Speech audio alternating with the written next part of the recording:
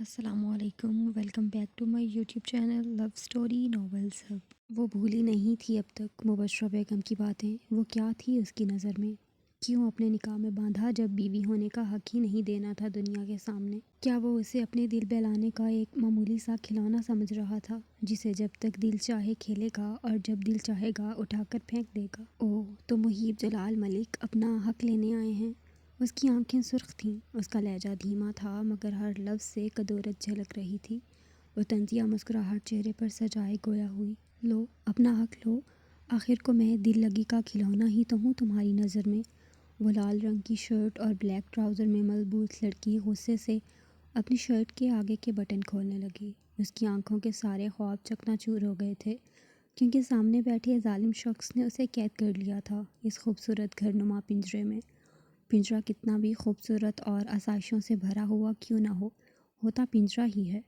وہ اب آگے پڑھ لکھ نہیں سکتی تھی، کوئی برائٹ فیوچر اس کا منتظر نہیں تھا۔ وہ اپنی ماں کو وہ عزت نہیں دلوا سکتی تھی جو وہ دلوانے کے خواب دیکھا کرتی تھی۔ وہی جانتی تھی وہ کتنی اذیت میں تھی۔ یہ سوچ بھی شدید کرب میں مبتلا کر رہی تھی کہ اپنا آپ اس شخص کو دے رہی ہے جو صرف وقتی دل لگی کر رہا ہے، جو دنیا کے سامنے اسے اپنی بیوی ہونے کی عزت کبھی نہیں دے گا۔ وہ اسے اپنا شوہر تسلیم نہیں کر پائی تھی اب تک، مگر اس سے کیا فرق پڑتا تھا؟ جیسا وہ ستمگر کہتا ہے، اس کی چاہ کی کس کو پرواہ ہے؟ صبح سے رو رو کر آنکھیں سوج گئی تھیں، سر درد سے پھٹ رہا تھا، مگر کیا اس بے رحم شخص کو کوئی سروکار تھا اس سے؟ وہ تو بس اپنا حق لینا جانتا تھا۔ محیب اس لڑکی کی جرأت دیکھ اٹھ کر بیٹھا۔ وہ روتے روتے اپنی شرٹ کے بٹن کھول رہی تھی۔ دو دھائی رنگت ظاہر ہونے لگی تھی، لیکن اس وجیحہ مرد کی نگاہ کا مرکز تو سیاہ نشیلی آنکھیں تھیں۔ جب وہ تیسرا بٹن غم و غصے سے سرشار حالت میں کھولنے لگی تو محیب نے اس کا ہاتھ پکڑ کر روکا۔ کیا؟ وہ الٹی نگاہ سے اس کی نیلی آنکھوں میں جھانکتے ہوئے ابرو اچکا کر استفسار کرنے لگی۔ محیب نے اپنا الٹا ہاتھ اس کی گھنی سیاہ زلفوں میں ڈالا اور ہلکا ہلکا اس پر جھکنے لگا۔ وہ بھی آہستہ آہستہ پیچھے کی جانب گر رہی تھی، یہاں تک کہ اس کا سر تکیے سے جا لگا۔ حیرت سے تو آنکھیں تب پھیلیں جب اسے بجائے دعوت قبول کرنے کے خود کو کمبل اڑاتا دیکھا۔ وہ بے یقینی سے اس خوبرو نوجوان کو دیکھ رہی تھی۔ کمبل اڑانے کے بعد اس نے نجمہ کے چہرے پر جھک کر گرم جوشی سے پیشانی کا بوسہ لیا۔ یہ پہلی بار تھا جب نجمہ کو اس ستمگر کے چھونے سے کوئی کراہت محسوس نہیں ہوئی تھی۔ اگلے ہی لمحے وہ اپنے تکیے پر کونی ٹکا کر اس پر اپنا حسین چہرہ رکھے اسے فرصت سے تکنے لگا۔ ہونا تو یہ چاہیے تھا کہ وہ غصے کا جواب غصے سے دیتا، آخر وہ محیب جلال ملک تھا۔ نجمہ کو اس سے کسی قسم کی بھلائی یا رحم کی امید نہیں تھی، مگر یہ دیکھ وہ شاکڈ رہ گئی کہ محیب نے اپنے دوسرے ہاتھ کی لمبی لمبی انگلیوں سے اس کا سر دبانا شروع کر دیا۔ وہ بہت نرمی سے دبا رہا تھا۔ اسے کیسے پتا کہ میرے سر میں درد ہو رہا ہے؟ وہ الجھ کر سوچنے لگی۔ محیب جلال ملک، اس کا جانی دشمن، آج اس کا سر دبا رہا ہے۔ کیا وہ کھلی آنکھوں سے خواب دیکھ رہی تھی؟ اگر خواب نہیں تھا تو حقیقت ہونا بھی ممکن نہ تھا۔ اس کی آنکھوں کی حیرت پڑھ لی تھی اس لڑکے نے۔ آہستہ سے اس کی آنکھوں پر جھکا۔ محیب کو اپنے قریب آتا دیکھ اس نے زور سے آنکھیں میچ لی تھیں۔ اسے لگا اب وہ اپنا حق لے گا، مگر مقابل تو نرمی سے دونوں آنکھوں کو اپنے لبوں سے چوم کر واپس ہلکے ہلکے ہاتھ سے سر دبانے لگا۔ اگر کوئی اس لمحے محیب جلال ملک کو دیکھ لیتا تو پکا اسے زن مرید کا خطاب دے دیتا۔ وہ آنکھیں بند کرے اس حقیقت پر یقین کرنے کی کوشش کر رہی تھی کہ محیب جیسا بے رحم سنگ دل شخص اس کی دی ہوئی کھلی دعوت پر اپنی طلب پوری کرنے کے بجائے اس کا بیٹھ کر سر دبا رہا ہے۔ وہ الجھی ضرور تھی مگر کچھ کہا نہیں۔ محیب کے سر دبانے سے اسے سکون مل رہا تھا۔ وہ پھر سے نیند کی آغوش میں چلی گئی تھی۔ محیب کافی دیر تک اس کا سر دباتا رہا، یہاں تک کہ اس کی نیلی آنکھوں میں نیند کا خمار جھلکنے لگا۔ اس نے آہستگی سے نجمہ کا سر اونچا کیا اور اپنا ہاتھ نیچے حائل کیا۔ اس حسین دلربا کی جانب کروٹ لے کر اسے دیکھتے دیکھتے آنکھیں بند کر لیں۔ جی، وہ دونوں میاں بیوی سو رہے تھے جب دروازہ ناک ہوا۔ پلوشہ آ رہی ہے، راستے میں ہے، تمہیں سرپرائز دینا چاہتی ہے۔ وہ تو اچھا ہوا کہ اس نے پہلے مجھے کال کر کے بتا دیا، ورنہ الٹا خود ہی سرپرائز ہو جاتی۔ مبشرہ بیگم نے محیب کو پلوشہ کے آنے کی اطلاع دی۔ ان کے دروازہ ناک کرنے کے سبب نجمہ بھی اٹھ گئی تھی۔ وہ اٹھ کر بیٹھی تو مبشرہ بیگم کی نگاہ سب سے پہلے اس کی شرٹ کے کھلے بٹنوں پر گئی۔ ان کا دل جل کر خاک ہوا تھا۔ بے شرم کہیں کی، وہ نجمہ کو دیکھ دانت پیستے ہوئے بولی، نجمہ بہت گہری نیند سے اٹھی تھی۔ اس کا ذہن ٹھیک طرح ابھی کام نہیں کر رہا تھا۔ اسے سمجھ نہیں آیا کہ وہ اسے بے شرم کیوں کہہ رہی ہیں، جبکہ ان کے کہتے ہی محیب پیچھے مڑا۔ وہ دروازہ کھولنے سے قبل نجمہ کو مکمل کمبل میں ڈھک کر سوتا ہوا چھوڑ کر آیا تھا۔ اسے خبر نہیں تھی کہ وہ اٹھ چکی ہے۔ محیب نے آنکھوں کے اشارے سے اسے بٹن بند کرنے کا کہا، جس پر وہ فوراً سسپٹا کر شرمندگی سے بٹن بند کرنے لگی۔ بے شرم کی کیا بات ہے؟ غلطی آپ کی ہے امی حضور۔ آپ کو اب خیال رکھنا چاہیے میں شادی شدہ ہوں۔ میرے کمرے میں اس طرح بے دھڑک داخل نہ ہوں۔ محیب نے مبشرہ بیگم کو دیکھ اسپاٹ لہجے میں جواب دیا۔ محیب کی بات سن پہلے تو وہ حیرت سے محیب کا چہرہ دیکھنے لگیں۔ ان کے لیے یہ یقین کرنا بہت مشکل عمل تھا کہ محیب اس لڑکی کی خاطر انہیں پلٹ کر جواب دے رہا ہے۔ محیب، شاید تم بھول گئے ہو اس شادی کا مقصد، مگر میں نہیں بھولی۔ یہ شادی صرف اس لڑکی کو برادری میں رکھنے کے لیے کی گئی تھی۔ تمہیں اسے پلوشہ کا حق دینے کی ضرورت نہیں تھی اور نہ ہی اس کمرے میں لانے کی۔ مجھے نظر آ رہا ہے یہ کس طرح تمہیں اپنی اداؤں میں پھنسا کر رکھ رہی ہے۔ فی الحال یہ ان باتوں کا وقت نہیں ہے۔ ابھی جو ضروری ہے وہ تمہارا کمرہ صاف کرنا ہے۔ تمہاری منگیتر آ رہی ہے۔ اچھا یہی ہے کہ تم جلدی سے اپنا کمرہ صاف کراؤ اور کچرے کو اٹھا کر باہر پھینکو۔ مبشرہ بیگم نے نجمہ کو حقارت بھری نظر سے تکتے ہوئے کہا، محیب سے مخاطب ہو کر۔ دل کو چھلی کیا تھا ان کے لفظوں نے۔ وہ ظالم عورت اس کے وجود کو ایک کچرے سے تعبیر کر رہی تھیں۔ ان کے چاہتے ہی نجمہ بیڈ سے اتری۔ اس نے صبح سے کچھ کھایا پیا نہیں تھا، جس کے سبب اسے بیڈ سے اترتے وقت ہلکے سے چکر آنے لگے، لیکن خود کو سنبھالتی ہوئی اپنا سوٹ کیس کا ہینڈل پکڑ کر محیب کی جانب آئی۔ وہ دروازے کے پاس ہی دونوں ہاتھ سینے پر باندھے پرسکون انداز میں کھڑا تھا۔ کہا تھا نا میں زیادہ دن یہاں نہیں رہنے والی، فاتحانہ مسکراہٹ چہرے پر سجائے وہ اس ستمگر کی آنکھوں میں جھانکتے ہوئے بھرم سے بولی، یہ تو وقت بتائے گا۔ وہ مطمئن انداز میں جواب دہ ہوا۔ نجمہ کوشش کر رہی تھی اس کی آنکھیں پڑھنے کی، یہ جاننے کی کہ کیا اس ستمگر کو کوئی فرق پڑ رہا ہے اس کے جانے سے۔ مقابل کی آنکھیں اس قدر پراسرار تھیں کہ وہ بھانپ نہیں سکی کہ اس کے ذہن میں اس وقت کیا چل رہا ہے۔ پھر دیکھ رہی ہو؟ محیب نے مذائقہ خیز انداز میں ٹوکا تو وہ گڑبڑا کر تیزی سے اپنا سوٹ کیس ہینڈل سے کھینچتی ہوئی باہر کی جانب چل دی۔ کالا کالا کرتا تجھ پہ جچتا ہے بڑا، ہائے دل پہ میرا قابو نہ رہا، یہ تو نے ٹھان لی ہے کیا، تو میری جان لے گا کیا۔ نجمہ کے جانے کے بعد وہ اپنے خالی کمرے کو ابھی دیکھ ہی رہا تھا کہ اچانک پیچھے سے کسی کی سریلی آواز نے اسے متوجہ کیا۔ وہ مڑا تو سامنے کھڑی حسین دوشیزہ اسے دیکھ کر فدا فدا انداز میں گانا گا رہی تھی۔ وہ واقعی ہی کالے رنگ میں بڑا جچتا تھا۔ اس لڑکی کی آنکھوں سے جھلکتی ستائش سے کہیں زیادہ اس کی دل فریب مسکراہٹ نے محیب کو اپنی جانب متوجہ کیا تھا۔ ہائے تم تو اور بھی ہینڈسم ہو گئے ہو۔ پلوشہ تیزی سے آ کر بڑی گرم جوشی سے اس کے کشادہ سینے سے لگی تھی۔ محیب نے آگے بڑھ کر مسکراتے ہوئے اس کا خیر مقدم کیا۔ وہ دیوانہ آوار تھی اپنے منگیتر کے پیچھے، اور کیوں نہ ہوتی، وہ تھا ہی اتنا حسین و جمیل۔ وہ کیا تھا جو محیب جلال ملک کے پاس نہیں تھا؟ تم ٹھیک تو ہو نا؟ وہ سیڑھیوں سے اتر کر ابھی اپنے کمرے تک پہنچی بھی نہیں تھی کہ اسے اچانک اپنے گرد سب گھومتا ہوا محسوس ہوا۔ وہ گرتی اس سے قبل ہی اسے کسی نے تھاما۔ جب آنکھ کھلی تو وہ لاؤنج کے صوفے پر لیٹی ہوئی تھی اور جازہ اسے فکر مند نظروں سے تک رہا تھا۔ اس کے استفسار پر نجمہ اس بات میں سر ہلاتے ہوئے، میں ٹھیک ہوں، بس تھوڑے سے چکر آ گئے تھے۔ وہ تو آئیں گے ہی نا، صبح سے کچھ کھایا پیا جو نہیں تم نے؟ جازہ خفگی سے گویا ہوا۔ نجمہ حیرت سے آنکھیں بڑی کرتے ہوئے اسے دیکھ رہی تھی۔ جازہ بھائی کو کیسے پتا کہ میں نے صبح سے کچھ کھایا پیا نہیں ہے؟ وہ ابھی یہ سوچ ہی رہی تھی کہ اینی نے اس کے سامنے شیشے کی میز پر کھانے کی ٹرے لگائی۔ آرام سے اٹھ کر بیٹھو اور کھانا کھاؤ، جازہ نے بڑی محبت سے حاکمانہ انداز میں کہا۔ مجھے نہیں کھانا، میرا دل نہیں ہے، اس نے اٹھ کر بیٹھتے ہوئے اداس لہجے میں جواب دیا۔ کھانا دل کے لیے نہیں، پیٹ بھرنے کے لیے کھاؤ، جازہ نے تیزی سے پلیٹ میں بریانی ڈال کر اس کے آگے پلیٹ بڑھاتے ہوئے کہا۔ وہ زیادہ دیر جازہ کو ٹال نہیں سکتی تھی، اس لیے نہ چاہتے ہوئے بھی کھانا شروع کیا، جس پر جازہ مسکراتے ہوئے اسے دیکھنے لگا۔ اوہ آپ صوبیہ بھابی ہیں نا؟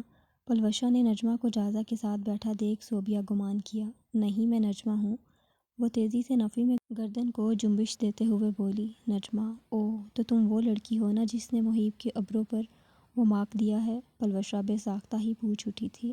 اس کا سوال نجمہ کے چہرے پر مسکان بکھیر لایا تھا۔ اسے اپنی سالوں پرانی فتح یاد آئی تھی، جسے وہ جب بھی یاد کرتی اپنے دل کو مسرور ہوتا پاتی۔ ہاں، نجمہ نے اس بات میں سر ہلاتے ہوئے کہا، تم امریکہ سے کب آئی؟ وہ تیزی سے نجمہ کے برابر میں آ کر بیٹھتے ہوئے دوستانہ انداز میں سوال کرنے لگی۔ جازا بھائی کی شادی پر؟ میرے پیپرز تھے اس لیے میں نہیں آ سکی تھی، مگر جازا تم فکر نہ کرو، ویڈنگ گفٹ لائی ہوں تمہارا۔ وہ آخری جملہ جازا سے مخاطب ہو کر مسکراتے ہوئے بولی۔ نجمہ کو پلوشہ بہت اچھی لگی تھی، بالکل ایک پرانی سہیلی جیسی، ذرا بھی غرور نام کی چیز نہیں تھی اس لڑکی میں۔ نجمہ تو سوچ میں پڑ گئی تھی کہ اتنی پیاری اور شرارتی سی لڑکی کو آخر محیب جیسے کھڑوس و جلاد لڑکے میں کیا نظر آیا۔ وہ اس کی جگہ ہوتی تو اس کا انتخاب کبھی بھی محیب جیسا لڑکا نہ ہوتا۔ تم بہت کیوٹ ہو یار، اور تمہارا فگر تو بالکل ماڈلز جیسا ہے۔ آئی تھنک تمہیں ماڈلنگ کرنی چاہیے۔ سچ اے نائس باڈی۔ اس کی تعریف نے نجمہ کو چپنے پر مجبور کر دیا تھا۔ اس کے گال گلابی گلابی ہو گئے تھے۔ وہ لڑکی مسلسل نجمہ سے طوطے کی طرح بولے جا رہی تھی، اور وہ اپنا کھانا کھانے کے ساتھ ساتھ اس کی باتوں کا بیچ بیچ میں جواب بھی دے رہی تھی۔ محیب سیڑھیوں سے اتر کر نجمہ کے کمرے کی جانب آیا، مگر کمرے کے دروازے پر سوٹ کیس رکھا دیکھ وہ ادھر ادھر نظریں چلانے لگا۔ لاؤنج سے آتی آوازوں نے اس کی توجہ اپنی جانب مبذول کی۔ وہ لاؤنج میں آ کر نجمہ کے سامنے والے صوفے پر ٹک گیا تھا۔ نجمہ کو بے وقت کھانا کھاتا دیکھ اس کی پیشانی پر ایک دو ثانیوں کے لیے بل نمودار ہوئے، مگر اس نے نجمہ سے کچھ کہا نہ۔ وہ اپنا سیل نکال کر اس میں کام کرنے لگا۔ نجمہ تمہارا کوئی بوائے فرینڈ ہے؟ اس کے سوال پر نجمہ نے نفی میں گردن ہلائی۔ چلو یہ تو بہت اچھا ہو گیا، میرا کزن بالکل تمہاری عمر کا ہے، تم چاہو تو میں تمہیں اس سے ملوا سکتی ہوں۔ پلوشہ کی بات پر محیب اور جازا نے کوئی خاص توجہ نہیں دی تھی، وہ دونوں ہی اپنے سیل پر مگن نظر آ رہے تھے۔ ضرور، اگر کیوٹ ہو تو، نجمہ نے چلبلے انداز میں ایک آنکھ دبا کر جواب دیا۔ اس کا جواب دینا تھا کہ محیب اور جازا دونوں کے کان کھڑے ہوئے۔ اگلے ہی لمحے وہ دونوں ہی اسے گھوری سے نوازنے لگے۔ ان کی توقع سے بالکل برعکس جواب دیا تھا اس لڑکی نے۔ جازا کی آنکھوں کو دیکھ اس نے زبان دانتوں میں دبائی، مگر جیسے ہی اپنے جانی دشمن پر نظر پڑی، ایک ادا سے اپنے بال کان کے پیچھے کیے، گویا اس کی نیلی غراتی آنکھوں کو مکمل اگنور کیا ہو۔ بالکل تمہاری طرح کیوٹی کیوٹی سا ہے وہ بھی، مجھے یقین ہے تم دونوں کا معاملہ سیٹ ہو سکتا ہے۔ پلوشہ ایکسائٹیڈ ہو کر گویا ہوئی۔ محیب کا چہرہ غصے سے لال پڑنے لگا تھا، مگر نجمہ کو کوئی پرواہ نہ تھی۔ وہ واقف تھی جب تک اس کی منگیتر یہاں موجود ہے وہ سوائے دانت پیسنے کے کچھ نہیں کر سکتا۔ تمہیں پکا یقین ہے نا کہ محیب کی شادی نہیں ہوئی؟ وہ ایک بار پھر تصدیق کر رہی تھیں۔ ہاں، اگر ہوتی تو کیا ہمیں پڑوسی ہو کر بھی پتہ نہ چلتا؟ مقابل کی جانب سے مطمئن اور 100% انداز میں جواب آیا تھا، جسے سنتے ہی انائزہ بیگم خوشی سے اچھل پڑی تھیں۔ اس کا مطلب نجمہ نے جھوٹ کہا تھا ہم سے؟ انائزہ بیگم اپنے دل پر ہاتھ رکھ مسرت بھرے لہجے میں بولیں۔ ویسے ابھی تو محیب کی منگیتر آئی ہوئی ہے اسلام آباد سے، سنا ہے 3 ماہ بعد شادی ہے۔ وہ مثالے دار خبر سنانے والے انداز میں انائزہ بیگم کو بتانے لگیں۔ اچھا ٹھیک ہے، میں تم سے بعد میں بات کرتی ہوں ثنا، ابھی مجھے ذرا ایک ضروری کام یاد آ گیا ہے۔ انائزہ بیگم کی تو مانو ساری سوئی ہوئی امیدیں جاگ اٹھی تھیں۔ وہ کال ڈسکنیکٹ کر کے تیزی سے زارون کے کمرے کی جانب گئیں۔ زارون، مجھے تمہیں ایک بہت بڑی خوشخبری سنانی ہے، انائزہ بیگم نے اسے بیڈ پر لیٹا دیکھ خوشی سے کھنکتی آواز کے ساتھ کہا۔ خوشخبری؟ اس نوجوان لڑکے کی آنکھوں سے جیسے زندگی کے سارے رنگ روٹھ گئے تھے۔ وہ بے رونق نگاہیں اپنی ماں پر ڈالتے ہوئے الجھ کر گویا ہوا۔ نجمہ نے جھوٹ کہا ہے کہ اس کی شادی محیب جلال ملک سے ہو گئی ہے۔ میری ابھی ثنا سے بات ہوئی ہے، اس نے بتایا مجھے کہ محیب کی شادی تو 3 مہینے بعد ہوگی مہروز ملک کی بیٹی سے۔ بس انائزہ بیگم کا پہلا جملہ سننا تھا کہ اس کی آنکھوں کی بے رونقی واپس چمک میں تبدیل ہوئی۔ کیا واقعی آپ سچ کہہ رہی ہیں مام؟ وہ اٹھ کر بیٹھنے کی کوشش کرتے ہوئے انائزہ بیگم کو دیکھ تجسس سے استفسار کرنے لگا۔ ہاں، مجھے لگتا ہے اس نے تم سے دور رہنے کے چکر میں یہ شادی والا جھوٹ بولا ہم سے، تاکہ ہم اسے واپس یہاں امریکہ آنے پر مجبور نہ کریں۔ انائزہ بیگم نے تیزی سے اسے سہارا دے کر سیدھا بٹھایا، ساتھ ساتھ اندازاً گویا ہوئی۔ اسے روگ لگ گیا تھا نجمہ کی شادی کی خبر سن کر۔ اس نے کھانا پینا بہت کم کر دیا تھا، جس کے سبب اس کا جسم پہلے سے کافی کمزور ہو گیا تھا۔ یا اللہ، وہ اچانک بلندی کی جانب دیکھتے ہوئے رونے لگا۔ زندگی جینے کی جیسے پھر سے ایک امید ملی تھی اسے، وہ جینا چاہتا تھا اپنی حسین دلربا کے ساتھ۔ وہ سارے خواب ایک بار پھر آنکھوں میں چمک اٹھے تھے جو وہ نجمہ کے ساتھ مل کر دیکھا کرتا تھا، ایک خوشحال زندگی کے خواب، سنہرے رنگوں بھرے خواب، جگنوں کی طرح چمکتے ہوئے خواب۔ زارون، تمہیں زندگی نے ایک موقع دیا ہے، اسے ضائع نہ کرنا۔ وہ تم سے بہت محبت کرتی ہے، مجھے یقین ہے تم دونوں ایک خوشحال زندگی گزارو گے۔ بس خود پر یقین کرو میرے بچے، انابیہ کی بات مان لو۔ کیا خبر واقعی تم اپنے پیروں پر کھڑے ہو سکو۔ ایک بار کوشش کرنے میں کیا حرج ہے؟ یہ سوچ کر ہی ایک قدم بڑھا لو کہ نجمہ منتظر ہے تمہاری، اور تمہاری خوشیاں راہ تک رہی ہیں، صرف تمہاری ایک ہاں کا۔ پلیز انابیہ کی بات مان لو۔ انائزہ بیگم نے روحانسا لہجے میں اسے تحمل کے ساتھ سمجھانے کی ایک بار پھر کوشش کی۔ ٹھیک کہہ رہی ہیں آپ، ایک بار کوشش کرنی چاہیے مجھے۔ وہ انتظار کر رہی ہوگی میرا، زرون نے اپنی آنکھوں سے بہتے آنسو صاف کرتے ہوئے چمکتی آنکھوں کے ساتھ کہا۔ وہ نجمہ کو دوبارہ کھونے کا تصور بھی نہیں کرنا چاہتا تھا، کیونکہ یہ تصور بھی اسے پل پل موت دیتا تھا۔ کتنے وقت بعد انہوں نے اپنے بیٹے کی آنکھوں میں زندگی کے رنگ دیکھے تھے۔ انہوں نے فوراً انابیہ کو کال کی اور اسے تھراپی شروع کرنے کو کہا۔ انابیہ خود سے ساری اسٹڈی کر رہی تھی فزیو تھراپی کے متعلق۔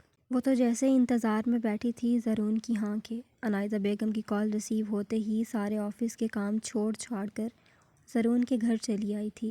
تم نے بہت اچھا فیصلہ کیا زارون، مجھے پورا یقین ہے تم دوبارہ اپنے پیروں پر ضرور کھڑے ہوگے۔ وہ ویل چیئر پر بیٹھا ہوا تھا جب وہ کمرے کا دروازہ نوک کر کے داخل ہوئی۔ وہ بہت خوش نظر آ رہی تھی، مانو اسے 100% یقین تھا کہ زارون واپس اپنے پیروں پر ضرور کھڑا ہوگا۔ ایک ہلکی سی امید کی کرن تھی، وہ اس امید کی کرن کو کھونا نہیں چاہتی تھی، کیونکہ اس کے نزدیک یہ پہلا اور آخری موقع تھا جو زارون نے اسے دیا تھا اپنی مدد کرنے کا۔ وہ خدا کی ذات پر کامل یقین رکھتے ہوئے وہ اس کی امید کو ٹوٹنے نہیں دے گا۔ ناممکنات ممکن ہوتے ہیں اور اسے پورا یقین تھا یہ ناممکن کام بھی ممکن ضرور ہوگا۔ چلو آج سے ہی تمہارے پیروں کی ایکسرسائز شروع کرتے ہیں، مجھے یقین ہے بہت جلد تمہارے پاؤں کی موومنٹ شروع ہو جائے گی۔ اس کے لہجے کی پر اعتمادی زرون کی ہمت بڑھا رہی تھی۔ اوکے، اس نے اس بات میں سر ہلاتے ہوئے جواب دیا۔ وہ بہت دنوں بعد خوش نظر آ رہا تھا آج، اور کیوں نہ ہوتا، جینے کی ایک امید نظر آئی تھی اسے۔ انابیہ اس کے پیروں کے پاس نیچے بیٹھ گئی تھی، اس کے پاؤں کی ایکسرسائز کروانے کی نیت سے۔ جیسے ہی اس کے سیدھے پاؤں کو چھوا، دل مانو پہلے کی طرح بے قابو ہوتا محسوس ہوا۔ اتنی زور سے دھڑک رہا تھا گویا باہر ہی نکل آئے گا۔ کیا ہوا؟ زارون نے اسے منجمد حالت میں دیکھ ابرو اچکا کر استفسار کیا۔ وہ کیا بتاتی کہ کیا ہوا تھا؟ کچھ نہیں، اس نے تیزی سے نفی میں گردن کو جمش دیتے ہوئے کہا، پھر اپنے دل کے مقام پر ہاتھ رکھ کر ایک گہرا سانس ہوا میں خارج کیا، جیسے ہمت جمع کی ہو اس خوبرو نوجوان کو چھونے کی۔ زرون کی شیو کافی بڑی ہوئی تھی، آنکھیں بھی اندر کی جانب دھنسی دھنسی سی تھیں، نہایت کمزور نڈھال جسم، لیکن اس سب کے باوجود وہ اس حلیے میں بھی انابیہ کے دل کی دھڑکن تیز کر رہا تھا۔ 1 2 3 وہ آہستہ سے اس کا پاؤں ہوا میں اٹھاتی اور پھر واپس اس کے مقام پر لے آتی۔ وہ بار بار یہی عمل کر رہی تھی دونوں پاؤں کے ساتھ۔ پھر اس نے نیم گرم پانی سے اس کے پیروں کو صاف کیا۔ آج کے لیے بہت ہو گئی ایکسرسائز، اب اٹھ جاؤ بیٹا، آؤ ہمارے ساتھ کھانا کھا لو۔ انائزہ بیگم نے اسے کھانے کی دعوت دی، جسے اس نے بخوشی قبول کیا۔ زرون تم ہمارے ساتھ کھاؤ گے باہر آ کر؟ انائزہ بیگم نے لچکدار انداز میں پوچھا۔ آنٹی یہ بھی کوئی پوچھنے کی بات ہے، مجھے کمپنی کون دے گا اگر یہ نہیں آئے گا تو؟ زرون کو جواب دینے کا موقع ہی کہاں دیا تھا انابیہ نے۔ وہ تیزی سے اس کی ویل چیئر کھسکاتی ہوئی کمرے سے باہر کی جانب چل پڑی تھی۔ مجھے ابھی بھوک نہیں ہے، تم مجھے… وہ ابھی احتجاجاً بول ہی رہا تھا کہ انابیہ اس کی بات کاٹتے ہوئے، تمہیں نہیں لگ رہی تو کیا، کم از کم ایز اے فرینڈ مجھے کمپنی تو دو، اس نے ہلکی سی خفگی سے کہا تو زرون مجبور ہوا تھا اس کی بات ماننے پر۔ اس حادثے کے بعد یہ پہلی بار تھا جب زرون اپنے والدین کے ساتھ بیٹھ کر کھانا کھا رہا تھا۔ انائزہ بیگم اور ان کے ہسبینڈ اس مثبت تبدیلی کے سبب بہت خوش تھے۔ زرون نے جیسے ہی انائزہ بیگم کے ہاتھ کی بنی بریانی کا پہلا لقمہ لیا، اسے نجمہ کے ہاتھ کی آخری بار کھائی ہوئی بریانی شدت سے یاد آئی۔ وہ جنون کی حد تک پاگل تھا نجمہ کے عشق میں۔ آنکھیں سرخ ہو گئیں، جذبات بکھرنے لگے، مگر اس نے خود کو سمجھایا کہ بہت جلد وہ اسے اپنی زندگی میں واپس لے آئے گا۔ سوری، اس نے پانی پینے کی نیت سے جیسے ہی گلاس پکڑا، ٹھیک اسی لمحے انابیہ نے بھی پکڑا۔ دونوں کے ہاتھ ٹچ ہوئے تو انابیہ کا دل پھر بابلا ہونے لگا۔ وہ کوئی عام لڑکی نہیں تھی، وہ کیلیفورنیا کے ایک امیر کبیر بزنس مین کی اکلوتی بیٹی تھی۔ پیسہ، دولت، عیش و عشرت کی زندگی، یہ سب کچھ تو تھا اس شہزادی کے پاس، پھر بھی سکون میسر نہیں تھا اسے، اور ہوتا بھی کیسے؟ دل جو ہار بیٹھی تھی اپنی کمپنی کے ایک معمولی سے امپلائر پر۔ وہ لڑکی جسے حاصل کرنے کی نہ جانے کتنے عبیر زادے چاہ رکھتے تھے، اس لڑکی کو صرف مقابل کی چاہ تھی۔ وہ زرون کے ساتھ سادگی سے بیٹھ کر اس کی ماں کے ہاتھ کا بنا کھانا کھا رہی تھی۔ اس کی محبت بے لوث تھی، کوئی طلب یا غرض شامل نہیں تھی اس میں۔ مبشرہ بیگم کے لاؤنج میں آتے ہی پلوشہ خوش ہو کر سلام کرتی ہوئی ان کے گلے لگی۔ انہوں نے بھی بڑی گرم جوشی سے اسے سینے سے لگایا۔ نجمہ بیٹا ذرا آنا۔ پلوشہ سے بات چیت کرنے کے بعد مبشرہ بیگم نے بڑی نرمی سے نجمہ کو دیکھ کہا۔ ان کے کہتے ہی محیب اور زیادہ احتجاجی نظروں سے مبشرہ بیگم کو دیکھنے لگے۔ وہ اچھی طرح واقف تھے وہ اس لڑکی کو اپنے ساتھ کیوں لے جا رہی ہیں۔ محیب نے تیزی سے آنکھوں کے اشارے سے انہیں کہا، میں اسے خود سمجھا دوں گا، آپ چھوڑ دیں۔ وہ نجمہ کو سمجھانے کی نیت سے ہی نیچے آیا تھا مگر پلوشہ کو اس کے ساتھ بیٹھا دیکھ موقع نہ پا سکا۔ تم چھوڑ دو، ہم خود سمجھا دیں گے۔ مبشرہ بیگم نے بھی آنکھوں ہی آنکھوں میں جواب دیا تھا۔ نجمہ نے دیکھ لیا تھا ان ماں بیٹے کو آنکھوں کے اشاروں سے بات کرتے ہوئے۔ چلو بیٹا، تمہارے بڑے ابو بلا رہے ہیں۔ مبشرہ بیگم دوبارہ بڑے میٹھے لہجے میں گویا ہوئیں۔ نجمہ بھانپ گئی تھی کہ کچھ گڑبڑ چل رہی ہے۔ اسے خوف لاحق ہوا۔ وہ جانتی تھی جلال ملک کا بلاوا اس کے لیے بھلائی کی خبر نہیں لا سکتا۔ یا اللہ میری حفاظت فرما، مجھے ایک انجانا خطرہ محسوس ہو رہا ہے۔ اپنی جانب آتے ہوئے وہ حسین گڑیا سہمی سہمی سی اپنی جگہ سے اٹھی۔ مبشرہ بیگم آگے آگے اور وہ پیچھے پیچھے ان کے کمرے میں داخل ہوئی۔ کمرے میں داخل ہوتے ہی سگریٹ کے دھوئیں نے اس کی ناک کو جکڑا جس پر وہ بری طرح کھانسنا شروع ہو گئی۔ اس لڑکی کا کھانسنا جلال ملک کو الجھن میں ڈال گیا تھا کیونکہ سگریٹ تو محیب بھی پیتا تھا اور وہ 1 مہینے سے اس کے ساتھ تھی تو اب تک ان کے نزدیک اس لڑکی کو سگریٹ کے دھوئیں کا عادی ہو جانا چاہیے تھا۔ نجمہ نے کھانستے ہوئے ہی اپنی ناک پر ہاتھ رکھا۔ اسے سانس لینے میں دشواری پیش آ رہی تھی۔ پانی دو اسے۔ جلال ملک شاہانہ انداز میں اپنی کرسی پر بیٹھے بیٹھے مبشرہ بیگم کو دیکھ حکم صادر کرنے لگے، جس پر وہ اس بات میں سر ہلا کر اس کے لیے جگ سے پانی نکال کر لائیں اور اس کی جانب بڑھایا۔ یہ لو۔ انہوں نے منہ بسوڑتے ہوئے اس کی جانب پانی کا گلاس بڑھایا۔ نجمہ نے تیزی سے پانی کا گلاس منہ سے لگا لیا۔ لڑکی ویسے تو تم عقل مند ہو، تمہیں خود بھی علم ہوگا کہ تمہیں پلوشہ کے سامنے کیسے رہنا اور کیا بولنا ہے، مگر میں نے سوچا ایک بار تمہیں اچھی طرح سے سمجھا دیا جائے تو بہتر رہے گا۔ یہ کہتے ہی انہوں نے گن اپنی کوٹ کی اندرونی جیب سے نکال کر اس کے سامنے شیشے کی میز پر رکھی، جسے دیکھتے ہی اس کا چہرہ خوف کے مارے زرد پڑ گیا تھا۔ پلوشہ صرف محیب کی منگیتر نہیں بلکہ ہمارے ہونے والے بزنس پارٹنر کی بیٹی بھی ہے۔ اگر ذرا سی بھی اسے تمہارے اور محیب کے درمیان کے تعلق کی بھنک لگی تو یاد رکھنا، تم اور تمہاری ماں۔ اتنا کہتے ہوئے وہ گن ہاتھ میں لے کر نجمہ کے روبرو کھڑے ہوئے اور اسے خوفزدہ کرنے کی نیت سے گن اس کی روشن پیشانی سے لگا دی۔ دوسرے دن کا سورج طلوع ہوتے نہیں دیکھ سکیں گے، ان کا کہا آخری جملہ مانو اس کا خون جما گیا۔ اس کے ہاتھ پاؤں خوف دہشت سے بالکل ٹھنڈے پڑ گئے تھے۔ اس کے گلابی ہونٹوں کو لرزتے ہوئے مبشرہ بیگم دیکھ رہی تھیں۔ کیوں بڑے ابو، میرا اور محیب کا تعلق کوئی گالی یا گناہ ہے جسے میں سب سے چھپاتی پھروں؟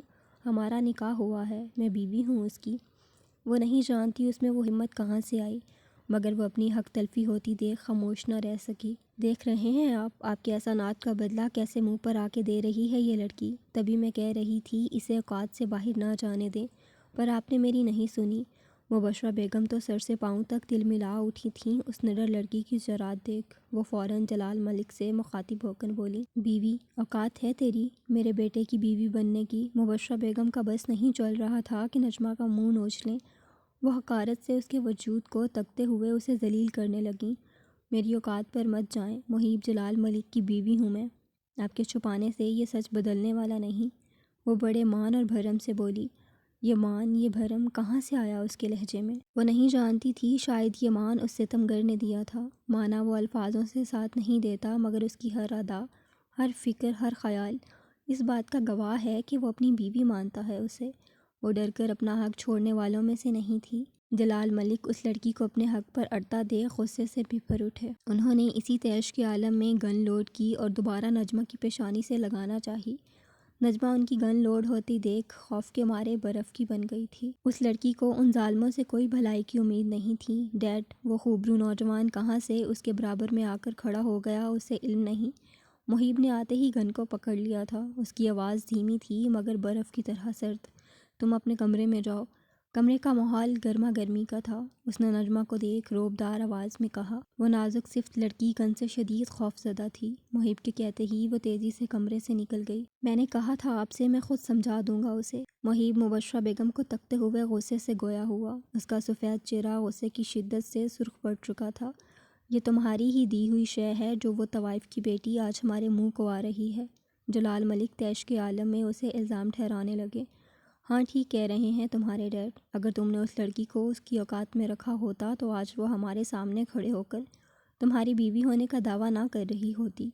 مبشرہ بیگم کی بات سنتے ہی اس کی آنکھوں میں ایک دو ثانیوں کے لیے چمک ابھری، جیسے وہ خوش ہوا ہو، مگر اس سے پہلے مبشرہ بیگم اس کے چہرے کے تاثرات پڑھ پاتیں وہ چہرہ جھکا گیا۔ اگلے ہی لمحے جب اس نے چہرہ اٹھایا تو وہ معمول کی طرح بے تاثر تھا۔ اس لڑکی کو اس کی اوقات دکھاؤ محیب، ورنہ معاملات پر قابو پانا بہت مشکل ہو جائے گا، مبشرہ بیگم نے گمبھیر لہجے میں اسے وارن کیا۔ اس کا نجمہ کے ساتھ کیا جانے والا حسن سلوک اب جلال ملک کی آنکھوں میں کھٹک رہا تھا۔ اگر پرانا محیب ہوتا تو پہلے اس لڑکی کو معافی مانگنے پر مجبور کرتا ان سے، پھر اسے کمرے سے جانے دیتا، مگر سامنے کھڑے لڑکے نے ایسا نہیں کیا تھا۔ اس نے کوئی جواب نہیں دیا، بلکہ اپنے والد کے ہاتھ سے گن لے کر اپنی پینٹ میں لگا کر خاموشی سے باہر جانے لگا۔ محیب، دل لگی کرو، دل مت لگاؤ، جلال ملک سمجھاتے ہوئے اپنی روبدار آواز میں بولے۔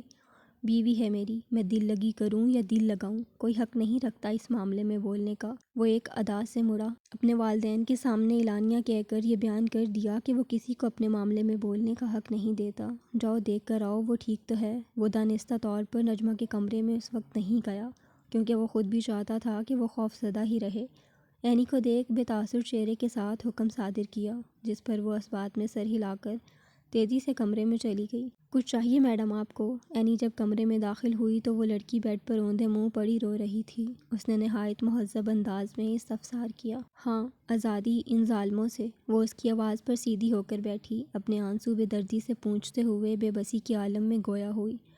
خدا سب بہتر کرے گا، آپ صبر کریں۔ اینی خود بھی بہت اداس ہو گئی تھی۔ اس کی سرخ نشیلی آنکھوں کو برستا دیکھ اسے صبر کی تلقین کر کے کمرے سے واپس چلی آئی۔ محیب اس کے کمرے کے دروازے پر ہی کھڑا تھا۔ رو رہی ہیں؟ اینی نے نظریں جھکا کر اسے اطلاع دی۔ واپس اندر جاؤ اور باتیں کر کے اس کا ذہن بٹاؤ، رونے نہ دینا اسے، اگر سر میں زیادہ درد ہو تو دوائی دے کر سلا دینا۔ اس کے سنجیدگی سے کہتے ہی اینی بے یقینی سے اس کا حسین چہرہ تکنے لگی۔ اس وجیحہ مرد کے چہرے پر فکر کا کوئی تاثر نہ تھا، مگر ادا کیا ہوا جملہ از خود بتا رہا تھا کہ کمرے میں موجود لڑکی کی کتنی فکر ہے اسے۔